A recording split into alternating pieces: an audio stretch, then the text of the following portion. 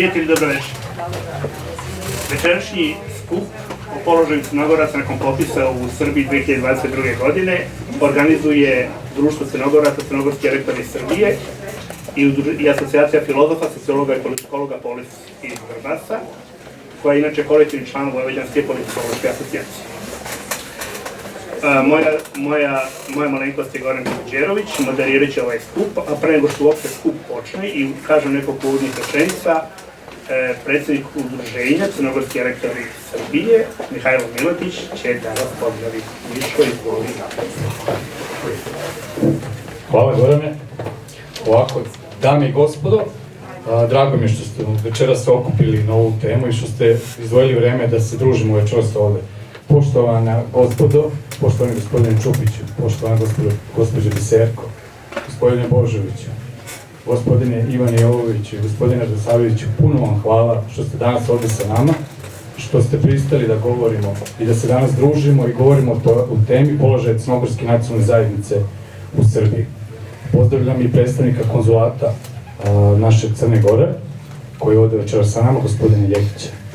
Pozdravljam i predstavnike udruženja Crnogoraca iz Vojvodine, iz više mesta iz Vojvodine. Hvala vam što ste došli danas ovde i što ćemo razgovarati o temi koja je naša aktuelna jako.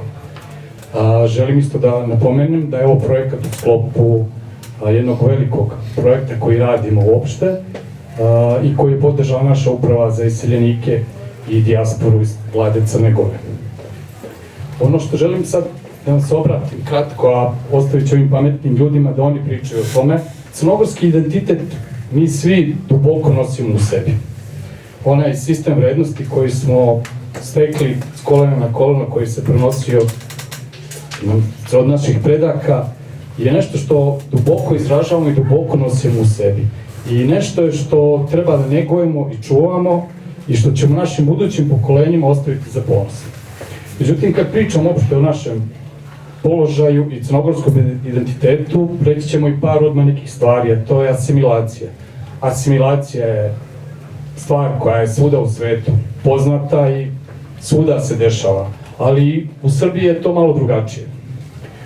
Asimilacija može biti sigurno pogurana, da tako kažem, i biti dinamičnija u okruženju kakav je danas, u kojem mi danas živimo. Država Srbija je naša država i mi želimo da naglasimo, mi smo uglavnom skoro svi ovde državljani države Srbije i to je naša država, a smo nacionalno Crnogorci. I naša poruka je da želimo da živimo u društvu koje će biti razvijeno, demokratsko, građansko, u kome će sve nacionalne zajednice uspeti da razviju i baštine svoje vrednosti i sve svoje odluke, identitet svoj sačuvaju. Naša država treba ima veliku odgovornost. Ono što želim da kažem, postoji pravni okvir, ali nije samo pravni okvir stvar. Znači, bitno je da se stvori milje, atmosfera u kojoj će se taj pravni okvir razviti na najbolji mogući način. Nažalost, živimo u društvu koje, možda grubo rečeno, a možda ne, nego je i baštini i u poslednje vreme jako istaknuto nasilje, mržnja, tako da u takvom nekom miljeu se jedna loša pozicija svih koji žive u njemu.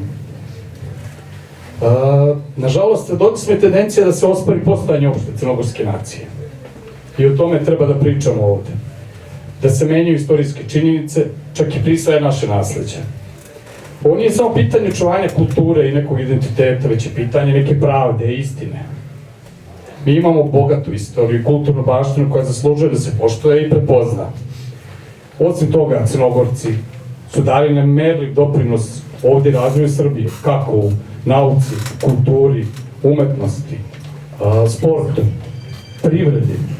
Znači, naši ljudi su dali i jesu aktivni sudionici ovoga društva već decenijama. Neki bi rekli da je prisvajanje identiteta u stvari borba za teritorije. Negativni primjeri su, imamo ih u obrazovanju, da samo spomenemo kako izgledaju udžbenici u osnovnim školama, da vidimo šta to deca u osnovnim školama uče, kako se prisvaja ta istorija. kako se prebrojavaju krvna zrnca radnicima u zdravstvenim ustanovama, nipodaštavanje u medijima, negativna propaganda. Mi smo pričali i radili smo jedno istraživanje, ta negativna propaganda kako utiče na opšte javno mnjenje. Da, to je neka propaganda, ali ona utiče na javno mnjenje. U našem istraživanju koje smo radili pre nekoliko godine, Crnogorci više nisu poželjan komšija, nisu poželjan partner na poslu, nisu poželjan vaspitač vašem detetu. Znači, ta propaganda je ostavila uticaj. U tom našem istraživanju smo tačno predvideli koliko će biti stanovnika, odnosno Crnogoraca u Srbiji. Praktično u par desetina je pogođeno popis. Tako da verujemo da i ovo ostalo su tačni podaci. Ono što želim još da kažem da je to da naša borba za sačuvanje našeg identiteta ne sme nikako biti usmerena protiv društva uopšte i protiv naše države Srbije. I ne smemo da se upecamo na neke zamke koje hoće da nam neko podmetne da smo mi antidržavni, anti-Srbi. Sačuvaj Bože, mi niti smo anti-Srbi, niti smo protiv države, mi smo ovde lojalni građani naše države Srbije i ona je naša država i želimo da aktivno učestvujemo u njoj i da ostvarimo sva svoja moguća prava. Kako? Nekim iskrenim dijalogom, poštenim pristupom, zajedničkim razmatranjem neke istorije, kulture i samo kroz taj neki pristup takav otvoren dijalog možemo napraviti, čini mi se, neke normalne uslove za neki normalan naš suživot i potpuno normalne uslove. Takođe i građani moraju shvatiti da samo jedna multietnička društvo koje poštuje sve različitosti, gde postoji pluralizam politički, jeste jedna odlika moderne i demokratske države. I samo je to jedna demokratska država. I nijedna kultura ne sme biti ni potisnuta, ni osporena u našoj državi. Uprko svemu, stvarno, evo, pozivam i ohrabrujem da svi zajedno učestvujemo u ovome, da budemo posvećeni očuvanju našeg identiteta, da se borimo protiv nekih istorijskih iskrivljavanja istorije i prisvajanja, kroz edukaciju, informisanje i promociju istine. Možemo zajedno raditi na stvaranju sigurno bolje budućnosti i bolje atmosfere u našoj državi. Da li imamo sagovornike? Pitanja su koja, eto, ćemo možda večeras čuti u tome. Da li možemo koristiti prava koja se nam, kažem, normativno i zakonski data? Šta radi Nacionalni savet? Ko je u Nacionalnom savetu? I još mnogo otvorenih pitanja na koje, eto, želimo da čujemo možda odgovore. Hvala vam još jednom što ste večeras ovde. Hvala vama i veliko hvala što ste danas ovde i večeras sa nama i razgovaramo o ovoj temi. Želim vam stvarno prijatno svima veče i da se posle družimo zajedno.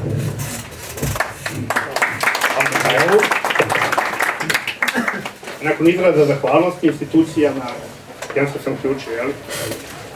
Jesam uključio? Nakon izraza zahvalnosti institucijama u Srbiji i Crnoj Gori, treba posebno naglasiti da je ovaj projekat podržala Uprava za dijasporu i iseljenike Crne Gore. I ono što je možda zanimljivo, ali imam potrebu da se zahvalim i domaćinu ovoga prostora, konkretno vlasniku Dejanu Kumenoviću, koji nam je ovaj prostor i ustupio. I to je možda za nekoga bizarno, ali verujte, danas i u Srbiji nije svejedno dobiti prostor za rastupa. Sem ovih izraza zahvalnosti, svega ovoga što je rečeno, postavlja se pitanje na koji način je zamišljen ovaj okrugli sto. Ovdašnji sagovornici, naši gosti, imaće po 10 minuta uvodne reči. Nakon toga svi učesnici takođe imaju pravo da iznose svoje mišljenje, utiske, postavljaju pitanja. Naravno, očekujem da ta pitanja budu na temi koja je i predmet ovoga okruglog stola. Moja se uloga sastoji u tome da iznesem nekoliko podataka selektivne prirode i u mojoj slobodnoj interpretaciji, ne podaci, nego izabrani podaci, kao šlagvort za ono što će uslediti nakon ovoga mog uvoda. Prvi popis od 15. marta 1948. godine podrazumevao je da u Srbiji ima 74.860 građana koji se izjasnili kao Crnogorci, dok je Srba u tom trenutku u Srbiji bilo 4.823.730. Ali ovo što je jako zanimljivo, u Crnoj Gori se izjasnilo kao Crnogorci 342.009 stanovnika, a Srba 6.707.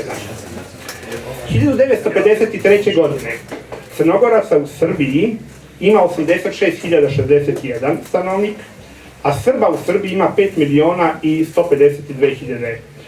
61. godine, 10 godina nakon toga, Crnogoraca u Srbiji ima 104.000. 71. godine Crnogoraca u Srbiji ima 125.269. Srba u Crnoj Gori ima 39.512. 81. godine Crnogoraca u Srbiji ima 147.000. 91. godine Crnogoraca u Srbiji ima 140.000 i onda kada prevladava drugačija ideologija ide strašan pad. 2002. godine Crnogoraca u Srbiji ima 69.000, 2011. godine Crnogoraca u Srbiji ima oko 39.000, 2022. godine Crnogoraca u Srbiji ima oko 20.000. Pitanje koje će biti ovde, pretpostavljam, neće svakom je sloboda da kaže ono što misli, zašto dolazi do promene identiteta? Možemo pretpostaviti da sve do pojave ideologije nacionalizma, da su nacionalna osjećanja bila pokrivena socijalističkom ideologijom, a da su nakon prihvatanja ideologije nacionalizma nacionalna osjećanja se menjaju možda iz lukrativnih ili kakvih drugih razloga, to je sada pitanje za sagovornike, ali ono što je važno, to je znači da se određeni nacionalni identitet jedne nacionalne zajednice koja ima svoj državni subjektivitet objektivno negira. Kao što je rekao Mihajlo Miletić, nismo ovde da negiramo bilo čiji nacionalni identitet, ni većinskog naroda u Srbiji, niti bilo koje nacionalne manjine, ovde smo da afirmišemo i potvrdimo nacionalni identitet Crnogoraca. Prema pozivu za okrugli sto, i to je dogovor i saglasnost sa govornicima, govornici će imati redosled prema pozivu, tako da prvo dajem reč mom profesoru Čedi Čupiću. Hvala. Najpre da pozdravim, dame i gospodo, ovu malu, da kažem, oazu Crnogoraca koja je našla dobro utočište u Novom Sadu, u najboljem prostoru. Tamo gde ste okruženi sa knjigama, to su najbolji hramovi. Hramovi knjiga su susreti sa svim vremenima. Kad ste sa knjigama, vi niste sami. Vi ste sa onima prošlima, sa onima sadašnjima i onima koji, jel tako, zamišljaju ili razmišljaju ili, da kažem, maštaju budućnost. Znači, nikada sa knjigama niste sami. I to je možda najbolje druženje i najbolji autoritet, jer ne može vam ništa. Živ autoritet, kad mu nešto uradite, on može razna čuda da vam napravi, a knjigu možete i da bacite pa da je ponovo uzmete i nikada nećete imati problema. Tako da zahvaljujem se organizatorima, ali i posebno onome ko je omogućio da ovome lepom hramu knjige, ovako lepo oplemenjenom, da se večeras susretnemo. Rekao sam oaza jer polako iz ovih statističkih podataka pokazuje se kako taj kolektivni nacionalni identitet Crnogoraca prosto nestaje i prosto ide prema potpunom možda i nestaje. Ja sam bio predvideo u ovome uvodnom delu, a posle ćemo otvoriti, pošto ovo je jako teška tema i jedna od najbitnijih i najživotnijih tema smisla čovečnosti i uopšte opstanka ljudi. U onome čovečnom smislu ne kao jedinki, kao vrste, nego kao ljudi koji su sa svojom kulturom nose tu drugu, da kažem, prirodu, a to je, znači, kulturu. Pa sam mislio da kažem te statističke uvide, zatim da kažem o toj kolektivnoj identitetskoj drami koja se odvija na ovim prostorima, a onda ona se posebno reflektovala i, da kažem, ostavila teške posledice po sve one koji su opredeljivali u bivšoj Jugoslaviji, SFRJ-u kao Crnogorci, a posebno na delovima Srbije i Vojvodine. Zatim i treći deo posvetio bi politički pravni okvir za dominaciju nacionalizma u političkom životu Srbije, što je u stvari jedna pogubna činjenica kada je u pitanju su nacionalni identiteti, posebno identiteti koji su van onoga takozvanog glavnog i temeljnog korpusa u ovome smislu Srba u Srbiji. I evo, iz ovoga što je malo pre Goran rekao, podatak je da je, na primjer, 48. godine u tom popisu koji je obavljen 16. marta u Srbiji bilo tih 74.000, ja sam našao 589 ili 1,15% stanovnika Srbije, od toga je bilo u Vojvodini 30.589, a u užoj Srbiji 16.221. Ovo između 30 i 16.000 je u stvari Crnogorci u Beogradu i to su Crnogorci koji su ne došli 45. godine, došao jedan broj, nego oni koji su došli po formiranju najpre Kraljevine Srba, Hrvata i Slovenaca, a posle Kraljevine Jugoslavije. Između ostaloga, iz ovih statističkih podataka se pokazuje da se crnogorska nacija i crnogorski nacionalni identitet razvijao i da je on dostigao svoj normalni, da kažem, razvoj 1981. godine kada ih je bilo 147.466 ili 1,58%. Ovo pokazuje da je položaj Crnogoraca u Srbiji, a i u tadašnjoj Jugoslaviji bilo nešto što je na neki način bilo normalno i što nikada niko nije dovodio u pitanje. Znači, nečije nacionalno opredjeljenje nikome ništa nije smetalo i u takvim okolnostima to se prosto prihvata u normalnim komunikacijama između različitih identitetskih, kolektivnih zajednica kao nešto normalno i što ne smeta i što ne ugrožava bilo koju dimenziju života u tim prostorima. Promene nastaju već 1991. godine, to je znači godina u kojoj počinju razni procesi, o njima ću sad govoriti o ovoj identitetskoj drami, da bi, evo, između ostaloga, došli do podatka da se sada svega 20.238 građana Srbije javno opredeljuje i stavlja se u popisu da su oni pripadaju crnogorskoj naciji. Vidite, to je, znači, za 7 puta se od 1981. do 2022. znači za 41 godinu 7 puta je, da kažem, opadao, odnosno dolazilo do te identitetske drame koja je jednostavno poražavajuća kada je u pitanju, jel tako, odnos prema kolektivnim identitetima. E sada, moja druga teza jeste identitetska drama, znači kolektivna, izazvana spoljašnjim okolnostima. Koje su to okolnosti koje su dovele, između ostalog, ne samo Crnogorce, nego, mislim, kad pogledate statističke podatke i druge nacije koje su živele u Srbiji. Mislim, sad da ne ulazimo u to, da vidite šta se dešava sa Hrvatima, šta se dešava sa Mađarima, koji su za 50% nestali u odnosu na, iako neki pojedinci Mađari sad dobro uživaju u svakoj vlasti, znači oni lično, ali oni kao nacija nestaju. Bar to statistika pokazuje, znate, ako vi sa 440.000 padnete 22. godine, znači iz 48. na 188.000, to je 50%, znači nije se ni rađalo, znači samo je umiralo i samo je nestajalo i samo je odlazilo. Ta identitetska drama je u stvari izazvana usponom nacionalizma tokom kraja 80. godina u Jugoslaviji. Nacionalizam je uzrokovao promene identitetske kolektivne slike stanovništva.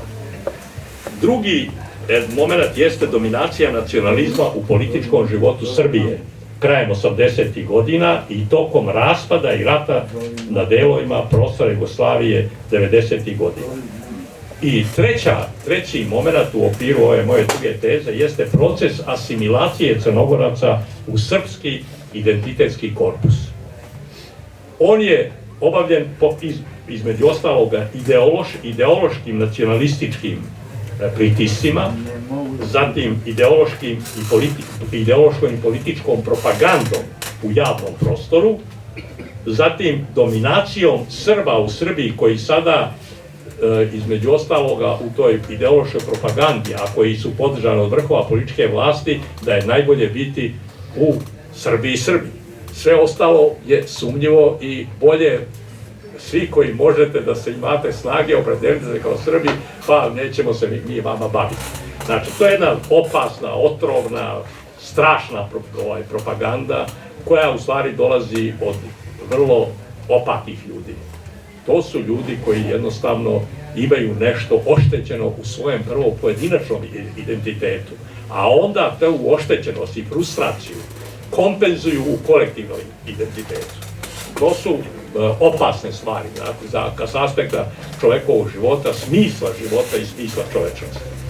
I imate nešto što se zove strah od gubitka pozicija, životnih pozicija, kako u profesionalnim poslovima, tako i na društvenoj sceni.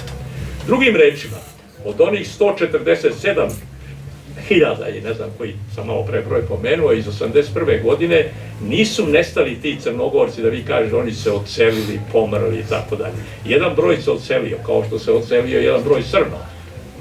I kao ekonomska migracija, kao politička migracija, kao neprihvatanje rata i ratnih okolnosti i tako dalje. Ali nije to u tolikoj količini koliko je došlo do ovoga upravo straha koji je nastao, a onda propagandom ponuda i otvaranje raznih projekata ideoloških da su u stvari Srbi, da su Crnogorci najbolji Srbi, a da su čak u tom svojem srpstvu najbolji kao Spartanci, s tim što vi znate kako je Sparta završila, ona danas ima negde oko 16.500 stanovnika, a bila je nekada ravna Atini u antičkom svetu, a s druge strane Atina je danas ima 5 miliona stanovnika, čak smatra se da je već ima 5,5 miliona. Pa sad vidite u istorijskom procesu kako su završili Spartanci.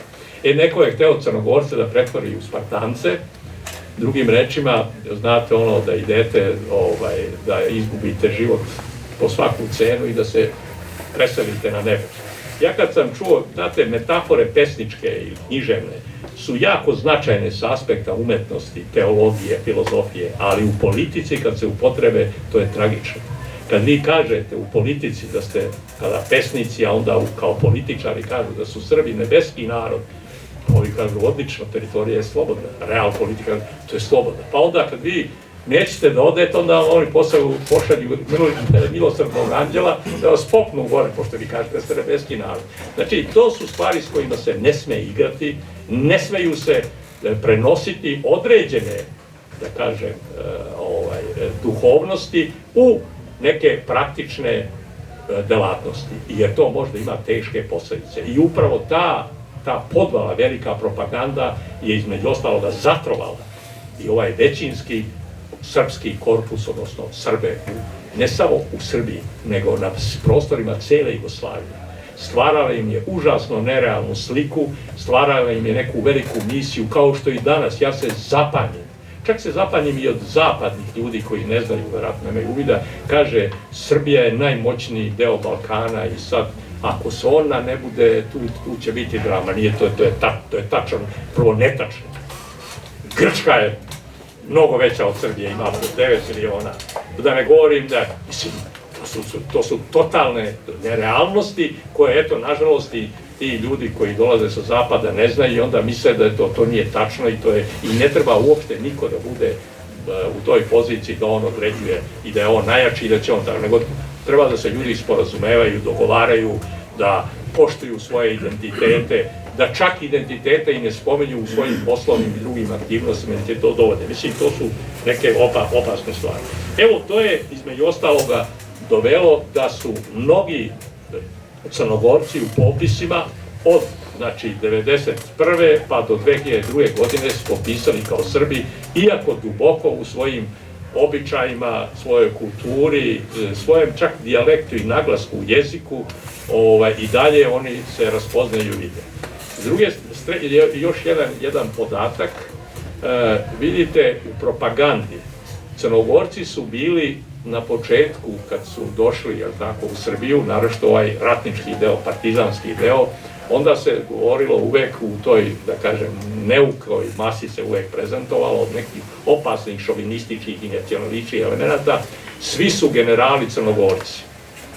Pa onda, maltene Beograd su oni sve osvojili i tako dalje. Pa su onda vremenom postali, više nisu generali, pošto završili mnogi na Golom otoku i u raznim obračunima, onda su Crnogorci postali generalni direktori. Onda se govorilo u Beogradu, ne možemo od ovih Crnogora, to neki sposobni ljudi koji nezavisno da li koje pripadaju naciji, oni su bili sposobni i tako dalje, ali onda, znate, u tom da ih vi dovedete u pitanje, onda kažete da eto da njih nema, mi bi ovde sjajno živjeli. Da bi onda u posljednjem trenutku Crnogorci postali kriminalci. I onda kaže da nema ovoga Crnogoraca, mi ne bi imali ni Škaljarce, ni ove, kako se zovu, Kapčane i tako dalje. Iako između ostaloga ta podvala i samoj Crnoj Gori, Kapčani i Škaljarci, to su samo neki ljudi koji su u opakim mrežama svetske opasne trgovine sa drogom i tako da. Jer mislite da Crna Gora može da izađe na kraj bez sveta? Pa to bi nestalo za 2 minuta da je u pitanju Crna Gora, nego to su svetski relacije. Šta neki mali, onaj Darko Šarić gleda kao na ovu goveđansku manju onu tikvicu koja pliva nekom rečicom i tako dalje, da on sada vodi neku politiku pa će da upropasti. Pa to su projekti izvršilaca. Pa zamislite vi droga koja dolazi u prekookeanskim brodovima sa 100.000 tona ili 200.000 tona gdje su gore banane, a dole droga. To crnogorska policija može spreći, i srpska policija i tako. Pa to su budalaštine. Pa evo i ovu Jovanicu da nije bilo za spoljem, ne bi ni znali tako dalje. Drugo je to što se posle naletalo. Ali kad je došla Deja, onda se je znalo. Pa i sa Šarićom. To se sve ne bi znalo. Jer to je sve, to su mnogo, mislim da ne ulazimo u te, jer znamo čega, kad se vi prihvatite toga, onda vi optužujete druge da su oni krivi za vaše nevolje. I sad vi kad kažete. I naravno stvar, propaganda, ja kao Crnogorac nikad to nisam isticao, samo sam se popis, tako me majka popisala, tako su nas i starosedeoci dočekali, ja sam se rođen u Vojvodini. Ja imam sreću da mi je domovina Srbija, a rodina mi je, pošto Rusi razlikuju domovinu i rodina, a rodina mi je preci gde su misli pradedo i pramajke Crna Gora. Ja sam čovjek sa jednim velikim bogatstvom. Znači, mislim, to treba da bude čovjeku nešto plemenito, razvijeno i tako dalje. Znači, čovjek koji ima domovinu, ja prema svojoj domovini se ponašam apsolutno uljudno, pristojno, volim svoju domovinu, volim svoju Vojvodinu, volim svoj sjever, sam rodio, Sombor gde sam temeljna znanja pokupio, Beograd u kojem sam, jel tako, to završio i najveći deo života proveo i to nikada neću dovesti u pitanje. Kao što nikada ne dovodim u pitanje moje praoce, pramajke i postojbinu mojih roditelja koji su došli ovde i eto, između ostaloga i ostavili posledicu, a to sam ja i moje dve sestre. Znači to. I sada, kad ja, pošto u Beogradu, malo da kažem i neku ličnu dimenziju, u Beogradu ja sam tehnički nekulturan čovek, ne vozim, nisam ni naučio to, i onda ja idem tramvajem, prevozima i kad je propaganda, na primjer, da su sad neki Crnogorci tamo kriminalci i tako dalje, i onda ja idem tramvajima i onda mi kažu da nema Crnogoraca, sve bi bilo rešeno i tako, pričaj, ja to sve služam, ništa, to traje 3 dana, 4. dan zaborave, nema propagande, ne pominju se Crnogorci, zaborave ljudi to. Znači, ovde je u stvari neki otrovni ljudi koji zloupotrebom vlasti i ideološkom zloupotrebom u stvari otvaraju ta prepinjena pitanja koja pripadaju našoj intimi, našoj privatnosti, i onda tu privatnost uzdižu tako što preko toga pokušavaju da optuže i da naprave. Na kraju krajeva i stereotipi, odnosno i diskriminacije i stereotipi koji su formirani o bilo kojoj nacionalnoj naciji i tako koja živi Srbije, sve u ideološke svrhe i sve ima neki, da kažem, interesni odnos da se neko obeleži i da se u stvari nađe psihološki razlog, da nema tih, mi bi živeli kod carevi, sve bi to bilo dobro, i evo da ovih crnogorskih kriminalaca nema i da nema Crnogoraca u Beogradu i tako dalje. A zaboravljaju da je jednog momenta 80% profesora Beogradskog univerziteta pre Drugog svjetskog rata su bili ljudi iz Crne Gore i iz Hercegovine, to se zaboravlja, kao i Cimcari, moram da pomenem, ili i Cimcari i nešto Jevreja i tako dalje, zaboravljaju da su ti ljudi u tu kulturu Srbije kao svoje domovine ogromni potencijal ulagali, razvijali, podizali nivo i tako dalje. Znači, to se zaboravlja. Zato zašto? Kad su teškoće, onda vi prebacite na... To su te, da kažem, identitetske drame koje su između ostaloga dovele do ovoga. Ja neću sad ovde dalje, ja ću samo nešto da kažem da se zbog pojmova, samo i tu ću da završim još jednu činjenju, to je, pazite, ljudske zajednice su nastajale kad su se ljudi povezivali, prvi oblik je horda, potom porodica, klan, pleme i narod. Politička zajednica je nacija. Nacije nastaju kada nastaju velike države. I to može se uzeti Francuska buržoaska revolucija kao prekretnica u formiranju nacija. Tako, treba da razlikujete narod i naciju. Ovde i u nauci i svukuda to se tako olako govori tako. Nacija je veštačka zajednica. Ona je proizvod kulture i proizvod toga da se poveže nešto da bi se formirala država. S tim što ni država ne sme da se vezuje za naciju. Svaka država koja se vezuje za naciju, ona postaje uska i tako je. Država kao organizacija je šira od bilo kakve nacije, od bilo kakve religije i tako da sad ne ulazim u te pojmove. I na kraju posljednji deo koji sam hteo da ovde samo još kažem, a to je da, to je ovaj deo koji je vezan za, samo izvinite,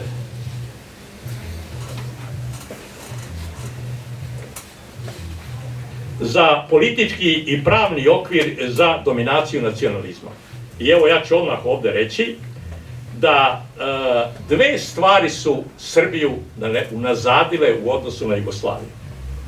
Za razliku od Crne Gore koja nije unazadila. A to je Ustav Srbije, to je znači najveći pravni okvir, koji između ostaloga, koji je donet 2006. godine, nažalost, donet je u periodu kada su kao demokratske vlasti bile i koji u prvom članu Srbiju u stvari definiše kao nacionalnu državu i omogućava da nacionalizam kao ideologija bude uvek tu na dohvatu ruke da se možete poslužiti i u propagandne svrhe upropastiti.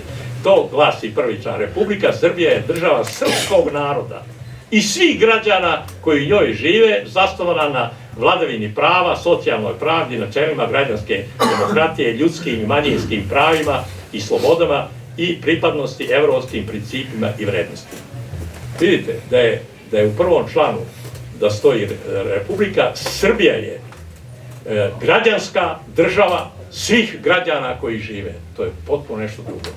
Vi sa ovim članom već uvodite, da kažem, diskriminaciju, odnosno ovi svi građani, tu su oni privezani i vi možete omogućavati raznim nacionalističkim propagandistima ili nekim mračnim tipovima da razne diskriminacije i na kraju krajeva i stereotipe potežu i da prave velike probleme.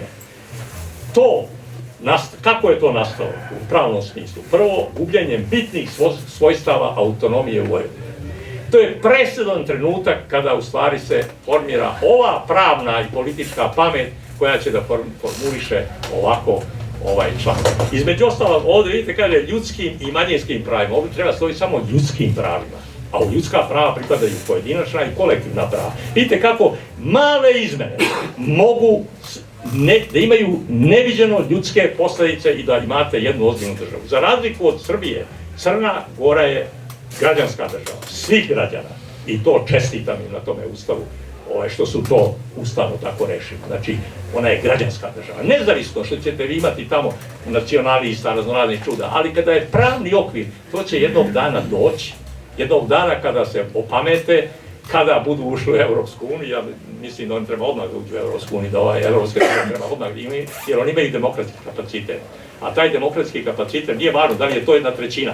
Sa ulaskom on dobija ogromnu dominaciju i onda napravite jednu ozbiljnu državu u kojoj će se poštovati individualno i kolektivno, u kojem će se znati šta je javno, a šta je privatno, da je to sve izmešano i tako. I još evo samo na kraju da kažem, u okviru onoga što bi trebalo da se izuzetno vodi računa kad su u pitanju ta takozvana nacionalne manjine, to su prava nacionalnih manjina, to je sloboda izražavanja nacionalne prirode, sloboda izražavanja nacionalne kulture, sloboda upotrebe jezika i pisma, pravo na školovanje, pravo na informisanje, pravo korišćenja jezika u pristupima pred organima vlasti i tako dalje. I evo još samo da završim, jedan od velikih razloga jeste koji se vodi o crnogorskom jeziku. Pazite, jezik je nešto što pripada u okviru, jedan od elemenata koji pripada u okviru formiranja kolektiviteta, ali ne mora da ima presudu. Vi imate, evo samo primjer, najrazvijenijih zapadnih zemalja gdje je jezik engleski, a ovo se zovu Amerikanci, ovi su Kanađani, ili imate Nemce, nemački jezik, a ovaj je Nemac, ovaj je Austrijanac, i mislim da uzimam primjere samo da vam kažem da nije, da to ode. To što Crnogorci hoće da pokažu da imaju neke reči koje su različite i tako dalje, to je nešto što je normalno i to ne treba nikome da smeta. Da li će se on zvati crnogorski jezik, to ne treba da smeta. To kome smeta, on u stvari hoće da nametne dominaciju svojega. Na kraju krajeva, još samo evo, i ovo je poenta. U Evropi imate, u modernoj Evropi imate tri premoćna naroda. Imate stare Grke, imate Fince, imate Mađare koji nisu premoćni, nego s aspekta veličine. To su Sloveni, to su Romani, to su Germani. Ja pod Germanijom podrazumijem i Anglosaksonce. To su Germani. U jezičkoj osnovi Germani i Sloveni imaju istu podlogu. To je takozvani taj kavkazski jezički prelom, to je sanskrit. Znači sve temeljne reči u slovenskom jeziku i germanskom dolaze iz sanskrita. Jedino Romani nemaju, jer oni imaju taj stari mediteranski, to je latinski jezik koji je jednim delom mješavina grčkog jezika. Prema tome, sve nijanse u jezicima, to je pitanje prosto kolektiviteta. Znači, svi kao Sloveni to su narod, ali u okviru Slovena imate onda posebne narode. I šta to smeta, na primjer, što Hrvati govore sličnim jezikom? Čak to što se to naziva tako, nek se naziva, jer to je pitanje između ostaloga obeležja države i tako da to ništa ne treba nikome da smeta. Važno je da se ljudi sporazumevaju. Znači, te podvale koje dolaze od ovih nacionalističkih ideologa, da je jezik taj, ili sad evo u Crnoj Gori oni nesretnici koji ne znaju da se ponašaju na funkcijama koje dobiju, kao predsjednik Skupštine koji dovodi nelegalno, pa ste čak, vi da bi doveli Skupštinu morate imate kolegiju. I sada dolazi čovjek u privatnu posetu, ulazi u kancelariju Skupštine, to može u stranke i tako da. Vidite kakve su to nespretnosti. I to dolazi na dan jedne tragedije prema svojim građanima. To je taj događaj u Štrpcima i tako. Pa to je bahatost jedna, to je takva jedna užas jedan i tako dalje, ali mislim da će se iz toga izaći, neće se to dozvoliti. Znači, to ne treba da bude nešto što je razdor. Nek svak naziva jezika, važno je da se ljudi sporazumevaju i da oni kao ljudi mogu da između sebe uspostavljaju ljudske odnose, posebno odnose koji su bitni za ljudski život, a to su univerzalne ideje. I tu završavam, to su istina, pravda, dobro, ljubav, lepota, to su 5 univerzalnih vremena koji su stari Grci ostavili, a novi vek, odnosno moderna, zajedno sa hrišćanstvom, ali i sa drugim religijama, donela je još slobodu, ljudsko dostojanstvo, solidarnost i ravnopravnost. Ljudi se samo mogu meriti po tim vrednostima. Sve ostalo, nacionalno, rasno, klasno i tako dalje, je nešto što pripada njihovoj timi i njihovoj privatnom životu. Imate one koji su istiniti i one koji su neistina, neću da kažem lažovi teško, ne volim te reči. Ili oni koji su pravednici i nepravednici, oni koji sve što rade dobro, a ne zlo, lepo, a ne ružno, oni koji drže do slobode svakog čoveka i svoje i svakog drugog čoveka, koji su solidarni jer znaju da bez solidarnosti nema drugog. Aristotel je to već definisao, čovek je društveno biće, van društva, on može da bude bog ili zver. Mi imamo mnogo zveri, pa imamo da zverinjaka, mjesto zajednice mi imamo zverinjaka, znate, pa napravimo zverinjak. I još nešto, evo tu završavam, čitajte ove basne čitaju deca i oduševljavaju se. Zašto? Zato što u basnama prepoznajete upravo te likove iz basni u ljudskim karakterima. Zmije ili neke dobre druge životinje i tako dalje. Znači te karakteristike ponekad ljudi ih prihvate i onda naprave od zajednice, zajedno oni naprave zverinjak. Pa se onda zveri između sebe koje. Hvala vam, izvinite, malo sam odužio.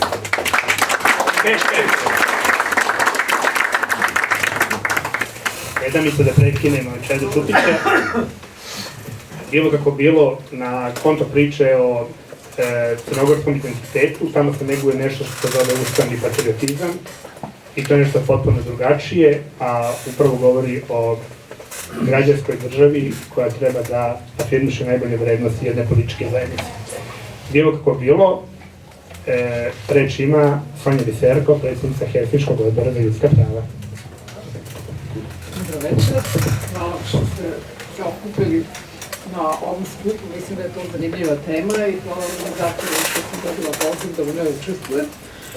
Meni se čini, imajući u vidu čitav taj sklop okolnosti ili sve te procese koji se dešavaju i dešavali se u prošlosti, da je bilo neizbežno zatvoriti krug sa takozvanom agresijom na Crnu Goru, što se neizbežno odrazilo i na položaj Crnogoraca u Srbiji. Nažalost, i nakon 25 godina od promjena još uvijek raspravljamo o problemima manjina, bez obzira na ustavna i zakonska rešenja koje donekle ipak uvažavaju evropske standarde u tom domenu. 2003. godine Srbija je bila prinuđena da usvoji zakon o manjinama kako bi se vratila u međunarodnu zajednicu, u ovom slučaju u Savjet Evrope. Znači, od samog početka međunarodna zajednica je postavila to kao jedan od glavnih uslova. To da podsjetim da je okvirna konvencija za manjinska prava Savjet Evrope doneo 1994. kao rezultat raspada Sovjetskog saveza Jugoslavije, gde su se u velikoj, da kažem, velikoj štrini pojavila manjinska pitanja i sve zemlje koje su izašle iz tih tvorevina, imale su značajni procenat manjina i s obzirom na sve ono što se dešavalo, pogotovo u našem slučaju, manjine su stradavale upravo zbog ovo o čemu je pričao profesor. Položaj manjina i njihova integrisanost u širu političku, ekonomsku i kulturnu zajednicu je jedan od najvažnijih indikatora demokratičnosti pojedinih društava. Nažalost, Srbija je daleko od standarda kojim se manjine tretiraju kao ravnopravni građani. Poslednjih godina na delu je trend jačanja etnocentrističke politike, znači da ne govorimo o nacionalnim državama u zapadnom smislu te reči, već o etnodržavama, znači jačanje organizovane desnice, rasizma, nasilja prema manjinama, ksenofobije, razvijanje mehanizama indirektne diskriminacije manjina. I ne treba zanemariti tu ekonomsku krizu, odnosno ekonomski probleme čitavog društva, ali one najviše pogađaju marginalizovane etničke grupe, migrante i nove manjine, kao što znamo nove manjine u Srbiji su Hrvati, Bošnjaci koji nisu u stvari živeli život manjinski u Jugoslaviji i da su oni u svih ovih godina bili u procesu stvaranja te strukture koja treba da zapravo štiti njihova manjinska prava i bez obzira na te nacionalne savete dokazalo se do sada da oni ne funkcionišu na najbolji način, s obzirom da su jako politizovani. I to se posebno odražava na manjine u Sandžaku, Bošnjake, Albance, a naravno i druge manjine manje koje su uglavnom pod velikim pritiskom asimilacije. Mađari u ovom momentu uživaju jedan poseban privilegovani status s obzirom na te personalne odnose Vučića i Orbana, koji zapravo dosta u velikoj meri ulaže u Srbiju preko mađarske manjine, tako da ona finansijski povlašćenija u odnosu na ostale manjine, gde svega u Vojvodini. Crnogorci su dakle posljednji došli na red kao objekta mržnje u Srbiji, posebno nakon što se Crna Gora opredelila za obnavljanje svoje državnosti. Kaos mržnje koji je usledio sličan je onom koji su doživljavali Slovenci, Hrvati, Bošnjaci i Albanci kada su se njihove države osamostaljivale. Znači, u tom periodu pre rata i pre vreme rata stalno su se negirale te nacije. I Hrvati, i Bošnjaci, i u krajnjoj liniji i Albanci, mislim, pošto su tu razne teze iznosila ko je prvi došao ovde, koji su konvertiti i tome slično. Znači, kampanja protiv Crne Gore, nakon što se opredelila za nezavisnost 2006. nažalost imala je poguban uticaj na položaj crnogorske manjine u Srbiji. Posledice takvog odnosa je drastično smanjenje broja Crnogoraca u Srbiji, o čemu je ovde već bilo reči, pa neću to da ponavljam. Za Crnogorsku, i uopšte ja ću malo da se osvrnem na to pitanje Crne Gore, zato što tu usko vezano i za položaj Crnogoraca u samoj Srbiji. Dakle, za tu crnogorsku izdaju osuđuje se pre svega Milo Đukanović, jer kako se misli da njegove umešnosti i sposobnosti do toga ne bi ni došlo, se smatra da je to nešto vezeno. Otuda je i on bio poseban objektivšnje. U jednom ispadu DES-a 2019. predsjednik Vučić optužuje njega i Crnu Goru da proteklih 30 godina upravljaju Srbijom, što politički, što finansijski, što kriminalom, o čemu je profesor govorio. Obećao je Đukanoviću tada da dok je živ to više neće biti moguće i da se Srbiji očistili od gotovo svih koji su bili angažovani na tom zadatku. Brojni su napisi u srpskim medijima koji upućuju na samo jedan zaključak, da je Crna Gora bila i uvek će biti srpska zemlja. Polazno stanovište srpskih elita je da je nezavisnost Crne Gore privremenog karaktera, te da je dužnost Beograda da uradi sve da se poništi referendum o nezavisnosti. Tome na ruku ide i činjenica da je u međuvremenu Rusija ojačala svoju poziciju na Balkanu, posebno u Srbiji, Republici Srpskoj, ali i u Crnoj Gori. Revolucija litijaška iz 2020. Ja to kažem da je to jedna konzervativna, feudalna, rekla bih, revolucija, koja, nažalost, na Zapadu nije blagovremeno shvaćena kao jedna regresija u Crnoj Gori, ali oni su dobili podršku. Može se reći da su prihvatili tu, da kažem, pobud na neki način, ali dobro organizovanu, i ljudi koji nisu se identifikovali sa tim, nego je to prosto bila reakcija na dugogodišnju vladavinu jedne partije, tako da su bili dosta pomešani osjećaji. Međutim, to je dramatično promenilo odnos snaga u samoj Crnoj Gori i evo još uvek traje to, s tim što je umeđu vremenu nažalost zajedni odnosno.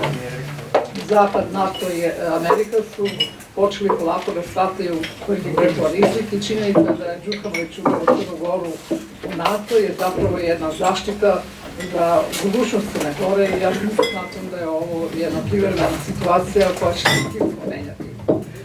Kako je religija važan član činilac identiteta posebno u pravoslavnim zemljama, autokefalna crnogorska pravoslavna crkva se proživljava kao udar na kulturno-religijsko ognjište crnogorstva koje je u srpstvu.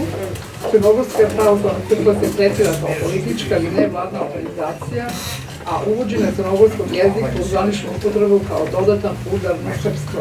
Ovakav odnos prema Crnogorskoj pravoslavnoj crkvi u Crnoj Gori odražava se i na Crnogorsku pravoslavnu crkvu u Srbiji koja nije upisana u registar koji vodi Ministarstvo pravde Srbije. Zbog izuzetno loših odnosa između dve zemlje, Crnogorska pravoslavna crkva je isuviše osetljiva tema, tako bar ističu Crnogorci koji žive u Vojvodini pre svega i u Lovćencu koji se smatra predstavnicom crnogorske dijaspore. 2008. upravo u Lovćencu položen kamen temeljac na hramu Crnogorske pravoslavne crkve Svetog Ivana Crnojevića, međutim početak radova nije odmakao, završilo se samo na tom osvešćivanju koje je uradio mitropolit Mihajlo. Prema zakonu, samo registrovane crkve mogu da grade nove domolje, da posjeduju imovinu, da se prijave za restituciju imovine, da dobijaju sredstva od države za svoje aktivnosti. Pošto Crnogorska crkva u Srbiji nema pravni status, ne može da deluje dok ne reši svoj status u skladu sa važećim zakonima. Dakle, to pitanje Crnogorske pravoslavne crkve u Srbiji je otvoreno i dosta je otvoreno i njegovo rešenje zavisit će od razvoja situacije u samoj Crnoj Gori i kako će se i dalje tretirati Crnogorska pravoslavna crkva od strane Srbije. S obzirom da Srbija identifikuje nacionalni identitet sa pravoslavljem, što je opasno kada se ima u vidu da u susedstvu postoje dve pravoslavne države koje su u procesu zaokruživanja vlastitog nacionalnog i državotvornog identiteta, to je pre svega Crna Gora i Makedonija, i ovaj zakon o verama u Crnoj Gori koji je donet možda u mezno vreme ili možda prerano, bio je u svoju funkciji za zaokružavanje tog državnog identiteta Crne Gore, međutim Srbija negira njihovo pravo na autokefalnu crkvu koja je identifikovana sa nacijom koju Srbija negira. Što se tiče Makedonije, tu je došlo do promene, mada u stvari taj proces nije do kraja završen, još uvek postoji prostor da se i to na neki način opozove ukoliko dođe Republike kada je imovina u pitanju, imovina, to će sigurno u jednom momentu se pokazati kao veliki problem.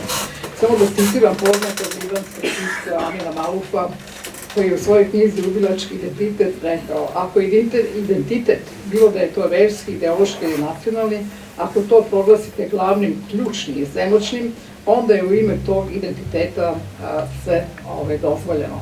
Znači, isto je važno imati u vidu ovu povelju o kulturnom prostoru koja je pre 2-3 godine potpisana od strane ministra kulture Srbije i Republike Srpske. Njen cilj jeste da se spreči integrisanje Srba u bilo koju susednu zemlju, jer je to jedini način da se održava ta homogenost nacije i da se na neki način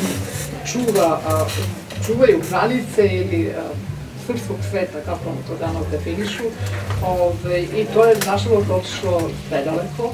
Međutim, Srbija isto, treba reći, je okružena NATO zemljama i Balkan je postao jedan, da kažem, prioritet zapadne međunarodne zajednice, bezbednosni prioritet pre svega, i u slučaju Bansko je pokazao koliko je to važno, jer je prosto zaustavljen i nekako nadležnost NATO-a i svih zapadnih aktera na Balkanu svakodnevno ponavljaju da, kako kažem, da će stati u odbranu svih ovih granica koje su sami definisane, koje su prihvaćene na komisiji Badentera, zatim priznate od vodećih međunarodnih aktera.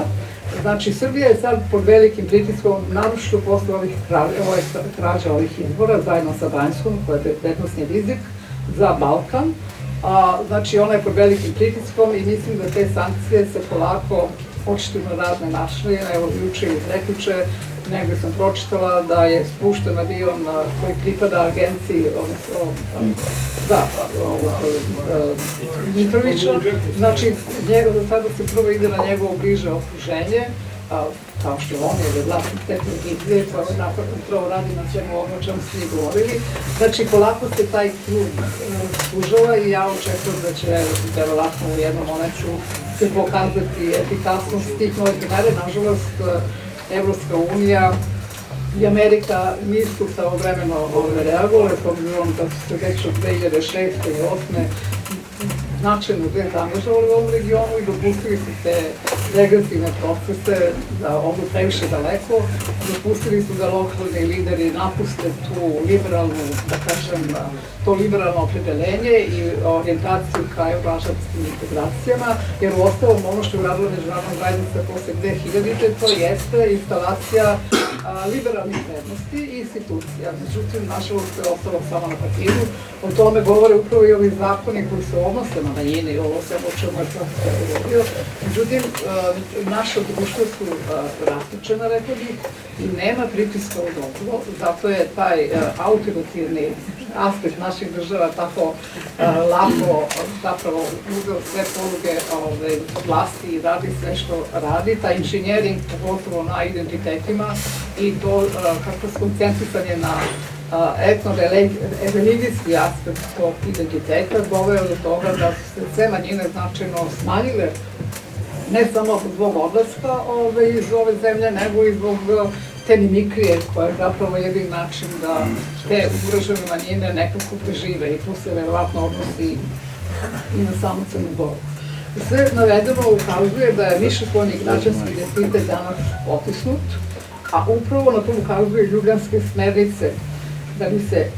Da bi podržale proces integracije, države treba da prihvate politiku koja je cilj stvaranja društva u kome se raznolikost poštuje i u kome svako, uključujući sve pripadnike etničkih, jezičkih, kulturnih i verskih grupa, doprinosi izgradnji i održavanju zajedničkog i inkluzivnog građanskog identiteta. To se postiže obezbeđenjem jednakih mogućnosti za sve da doprinesu društvu i da sami imaju koristi od njega.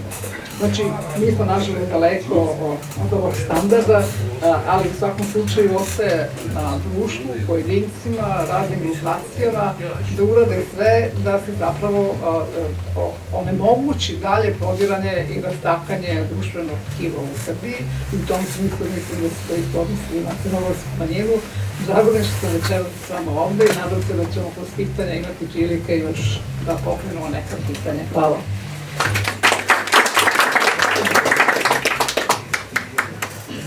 Hvala Sonji.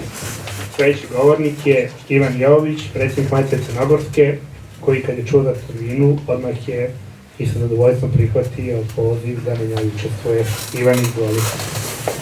Hvala.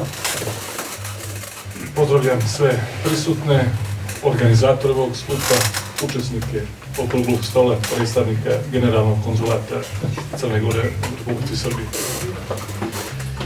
Na početku ovog kratkog saopštenja u ime Matice Crnogorske i u svoje lično ime želim da se zahvalim na pozivu, te istovremeno koristim priliku da javno uputim čestitke organizatoru na izboru teme ovog okruglog stola, imajući u vidu položaj crnogorske nacionalne zajednice u Srbiji. Kroz cijelu svoju istoriju crnogorskog naroda, iseljavanje stanovništva jeste jedna od bitnih osobenosti prostora Crne Gore.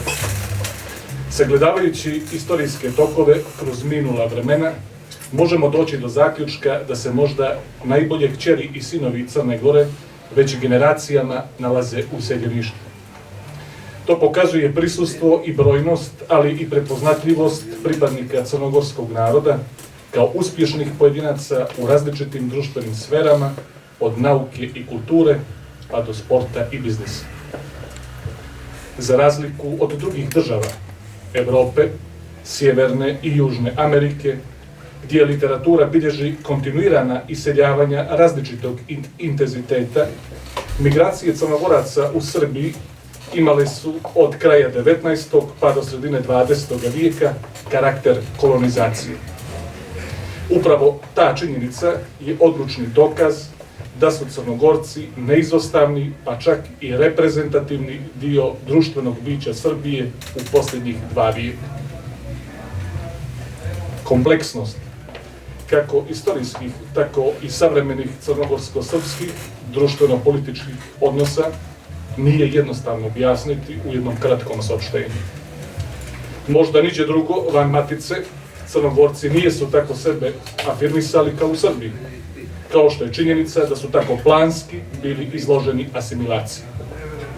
Genezu takvog procesa treba tražiti u istoriji, u postojanju jakih identitetskih politika Srbije s jedne strane i donedavno institucionalnog deficita i nepostojanja ozbiljnog strateškog dokumenta Crne Gore kada je u pitanju crnogorsko iseljeništvo. Produkt takvih konstelacija je između ostalog rapidno umanjenje broja Crnogoraca u Srbiji u posljednje 4 decenije na svim održanim popisima. Da bi razmjere asimilacije Crnogoraca u Srbiji što bolje uvidjeli, nisu dovoljni samo statistički pokazatelji, već cijenjeni auditorijum upućujem na višetomno izdanje Matice Crnogorske pod naslovom Crnogorci u Vojvodini, kolonizacija 1945-1948, koautora Nenada Stevovića i Slobodana Medvevića s predgovorom univerzitetskog profesora Milenka Perovića, gdje je na 2100 strana sačuvano od zaborava blizu 40.000 imena naših sunarodnika koji su naselili ovaj prostor.